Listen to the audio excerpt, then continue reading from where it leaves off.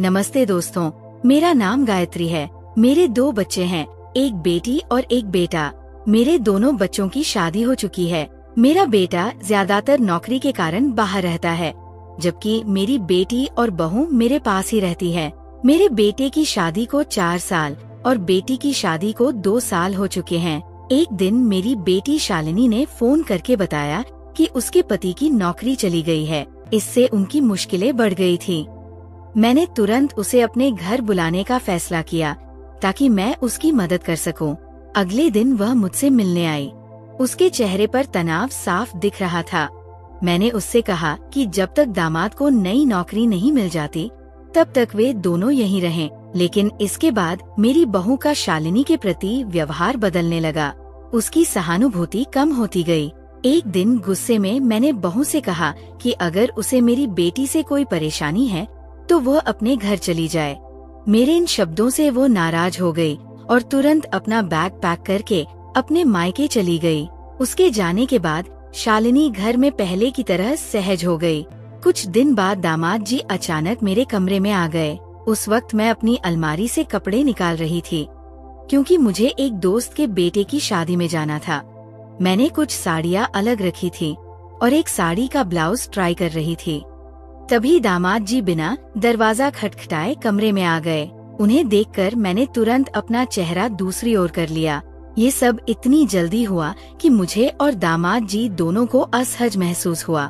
मैंने जल्दी से खुद को ठीक किया और साड़ी समेटते हुए उनकी ओर देखा।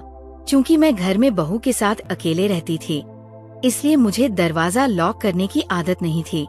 उस दिन भी मैंने दरवाजा ठीक से बंद नहीं किया था। दामाद जी मेरे बेड के पास खड़े थे। उन्होंने कहा, सासू माँ, मैं अचानक आपके कमरे में आ गया, इसके लिए माफी मांगता हूँ। माफी मांगने के बाद उन्होंने थोड़ा दूरी बनाते हुए कहा, सासू माँ, आप जो कुछ भी मेरे और मेरी पत्नी के लिए कर रही हैं, ये बहुत बड़ी बात है। आजकल तो दामाद को घर में जगह देने वाली सिर्फ माँ ही होती है, लेकिन आप मुझे अपने बेटे की तरह रख रही हैं। चिंता न करें, मैं ज्यादा दिन यहाँ नहीं रहूँगा। आखिरकार मैं इस घर का दामाद हूँ और दामाद को ससुराल में ज्यादा दिन रहना शोभा नहीं देता। मैं जल्दी से जल्दी नौकरी की तलाश में हूँ। पर मैंने दामाद जी से कहा, दामाद जी, आपको मुझे धन्यवाद देने की जरूरत नहीं है। और हाँ, आप इस घर के इकलौते दामाद हैं। आपको कोई शर्म नहीं होनी चाहिए। इस घर में आप खुद को पूरी तरह से अपना समझें। मेरी बात सुनकर दामाद जी ने मुझे अचानक गले लगा लिया और कहा, सासू माँ, मैं आपके इस उपकार का कितना कर्ज चुकाऊंगा, ये मुझे भी नहीं पता। जब दामाद ने मुझे गले लगाया, मैं बहुत चौंक गई थी। आखिरकार वो मेरे दामाद थे और हमारा रिश्ता इतना खुला हुआ नहीं था। मैंने सोचा कि ये नई पीढ़ी की सोच हो सकती है, जिसमें दामाद अपनी सास से बिना झिझक बात करते हैं। धीरे धीरे मेरे मन में कुछ अनचाही बातें आने लगी। मुझे ऐसा लगने लगा कि मेरी बेटी गायत्री और दामाद के बीच कुछ ठीक नहीं है। एक रात जब मैं शालिनी के कमरे से निकल रही थी, मुझे उसके कमरे से बड़बड़ाने की आवाज सुनाई दी।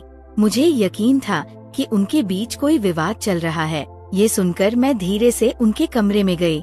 वहाँ जाकर मैंने देखा कि शालिनी अपने पति को उल्टा सीधा बोल रही थी। उसने कहा, 15 से 20 दिन हो गए, लेकिन तुमने अभी तक कोई नौकरी नहीं ढूंढी। पूरा दिन लैपटॉप पर बैठकर क्या करते हो? घर में रहकर मेरे पति का दिमाग खराब हो गया है और अब वह मुझसे तेल की मालिश की मांग कर रहा है। मैं इस बेकार इंसान की मालिश नहीं करूंगी। शालिनी इतना भड़क गई थी कि उसने मेरे सामने ही अपने पति का अपमान शुरू कर दिया। इस पर मैंने शालिनी को डांटते हुए कहा, थोड़ा अपने शब्दों पर ध्यान दो। दामाद को एक ना एक दिन नौकरी मिल जाएगी। ये कठिन समय भी बीत जाएगा। इस समय तुम्हें अपने पति का मानसिक समर्थन करना चाहिए। पति की सेवा करना बहुत पुण्य का काम है। मेरी बात सुनकर शालिनी ने कहा, माँ, अगर तुम्हारा दामाद तुम्हें इतना प्यारा लगता है तो तुम ही उसे तेल की मालिश क्यों नहीं कर देती? मैं उसे कुछ कहने ही वाली थी कि दामाद जी ने मेरा हाथ पकड़ लिया और मुझे कमरे से बाहर ले जाने लगे। उन्होंने कहा, सासू माँ, मैं शालिनी की चिड़चिड़ाहट को समझ सकता हूँ।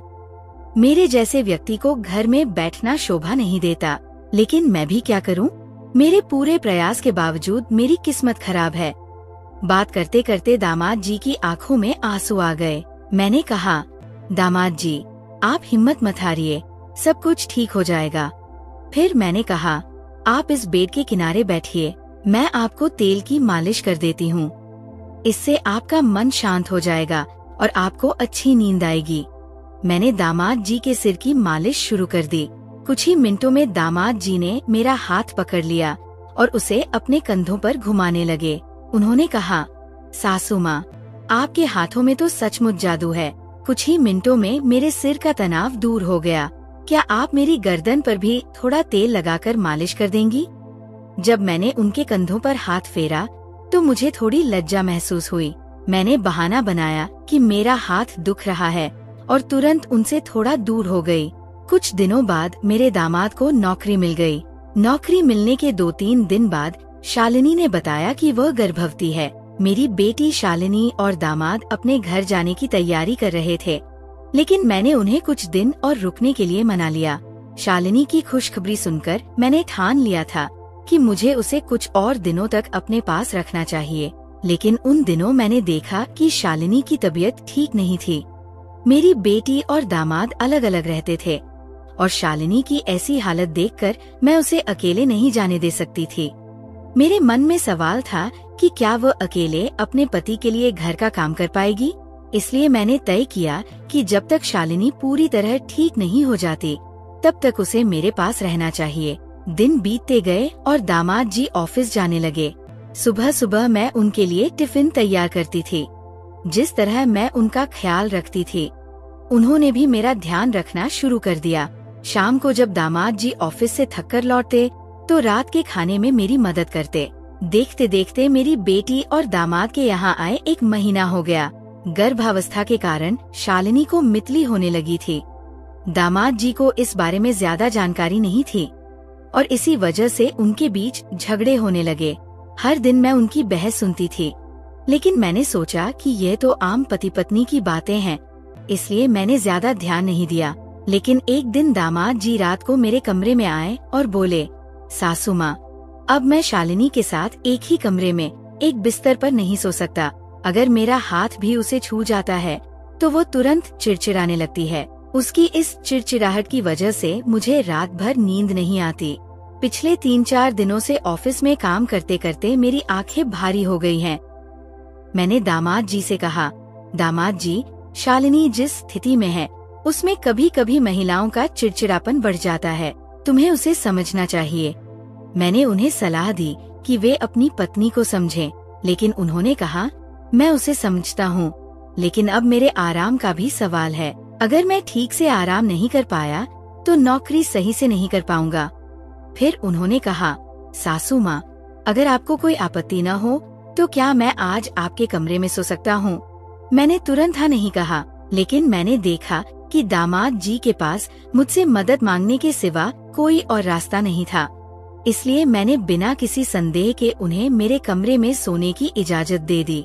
बाद में मैं सोच में पड़ गई कि दामाद जी का मेरे कमरे में सोने का इरादा क्या था। उस रात जब दामाद जी मेरे कमरे में सोए तो मुझे पूरी रात नींद नहीं आई, क्योंकि मैंने पहले कभी उनके साथ रात नहीं बिताई थी। उनकी मौजूदगी की वजह से मैंने कपड़े भी नहीं बदले और साड़ी में ही सो गई। साड़ी पहने रहने की वजह से मुझे रात भर नींद नहीं आई। अगली रात जब मैं सोने जा रही थी, दामाद जी बोले, सासू माँ, कल रात आप सो नहीं पाई। मुझे पता है, मैंने आपको पहले गाउन में देखा है, आपको मुझसे शर्माने की जरूरत नहीं। अगर साड़ी पहनने में आपको रात भर तकलीफ हो रही है तो आप रोज की तरह गाउन पहन सकती हैं। मुझे मानिए, मैं आपका दामाद नहीं बल्कि आपका बेटा हूँ।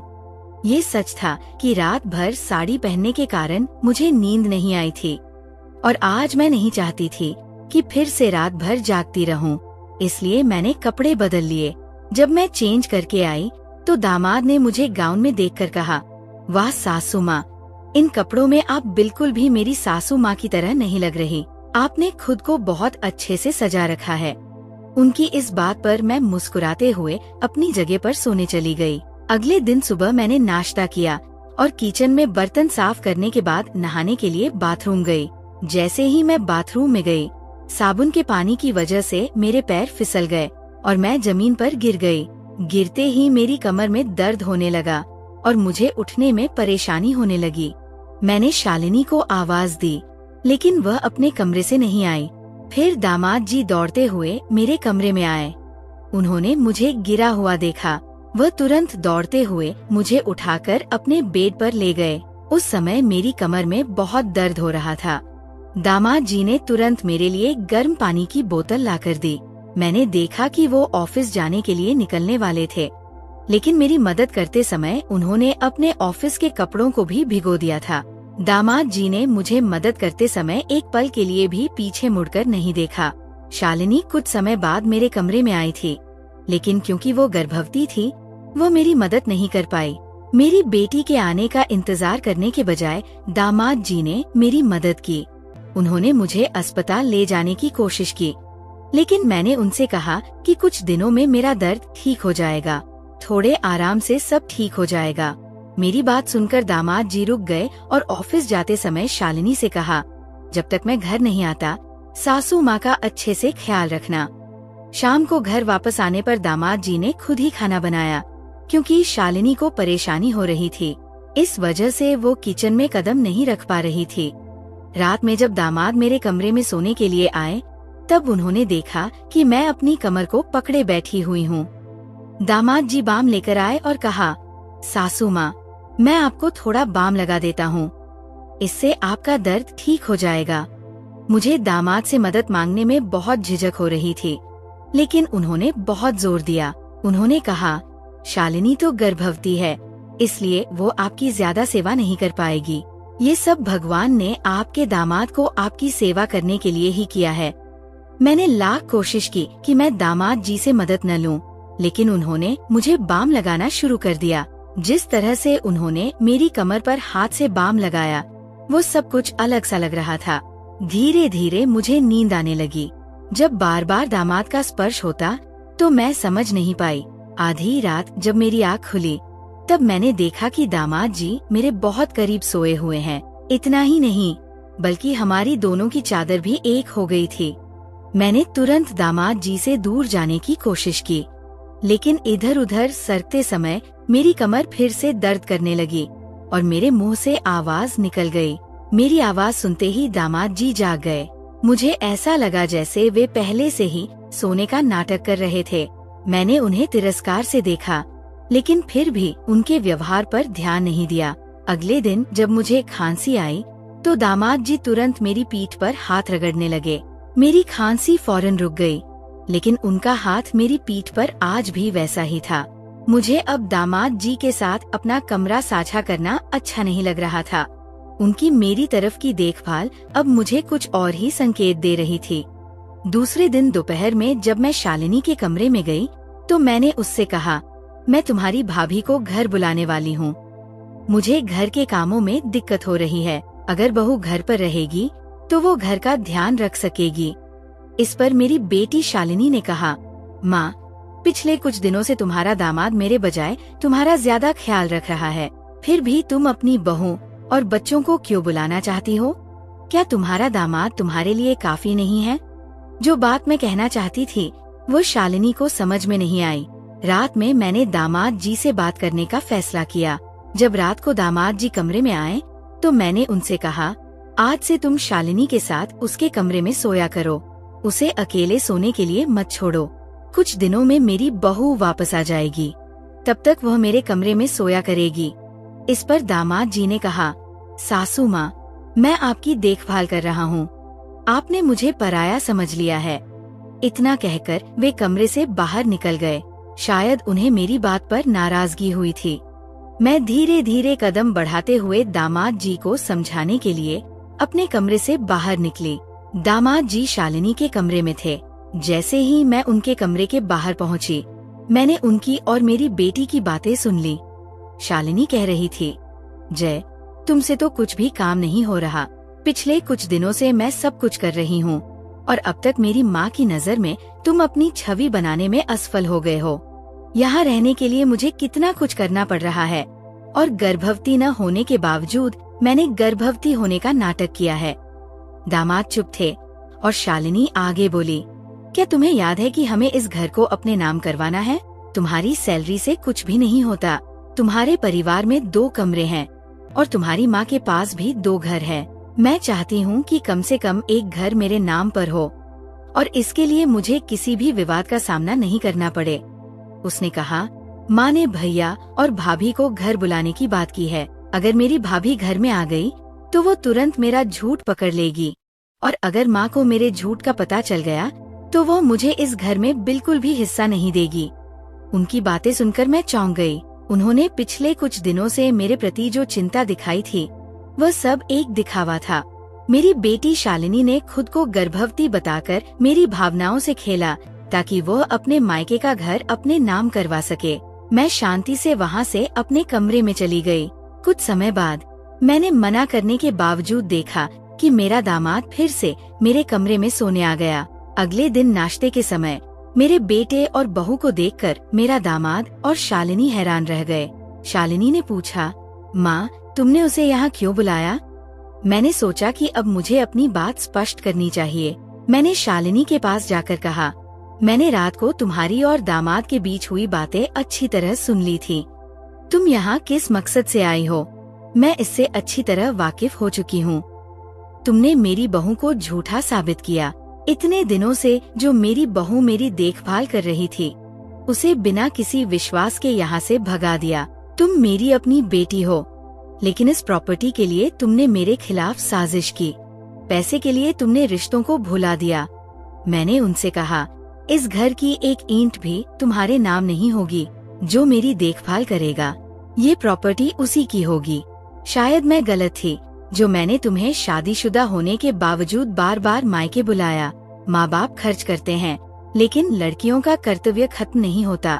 जब भी उनकी बात आती है तुम हमेशा पूछती हो, हमारे लिए क्या किया? मैंने सोचा, तुम जैसी लालची बेटी के विचारों में मुझे कोई बदलाव नहीं दिखता, लेकिन मैं ये कर सकती हूँ कि तुम्हें अपने से दूर रखूं। आज से मुझे तुम्हारा चेहरा भी नहीं देखना। तुम्हारी वजह से मैं अपने बेटे और बहू को दूर कर रही थी, लेकिन ये हमेशा सच नहीं होता। मैंने समझ लिया कि दामाद पराये जैसे होते हैं, लेकिन यदि बेटियां भी ऐसा व्यवहार करने लगे तो माँ बाप को क्या सोचना चाहिए? पैसे और जालसाजी से मिली संपत्ति कभी सुख नहीं दे सकती। तो दोस्तों, ये थी आज की कहानी। आपको इस कहानी पर क्या राय है, हमें कमेंट में जरूर बताएं। वीडियो अच्छी लगी हो तो लाइक करें, शेयर करें और सब्सक्राइब करें।